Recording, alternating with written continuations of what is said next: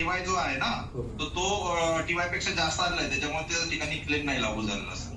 त्याच्यामध्ये त्यांचं सरासरी उत्पन्न जास्त आलेलं आहे थ्रेशोल्ड यील्ड पेक्षा. जो डाटा मी बघितला मीटिंग मध्ये झाले, सगळे ऍग्रीकल्चर ऑफिसर होते, त्यांनी सांगितलं काही चुकीमुळे एआयच्या चुकीमुळे ह्या सगळ्या गोष्टी झाल्या आहे.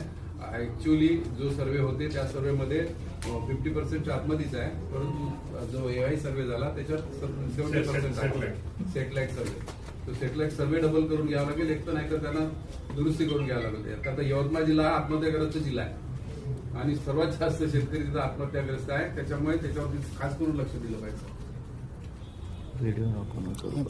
तो परत रिव्हिजिट करू सर डेटा, आणि आपण जे टेक्नॉलॉजिकल इश्यू होते त्यांना परत एकदा रेफर करू की याच्या संदर्भामध्ये काही त्रुटी राहिल्या असेल तर दुरुस्त करण्यासंदर्भात आपण एकदा रेफर करू सर त्याच्यामध्ये.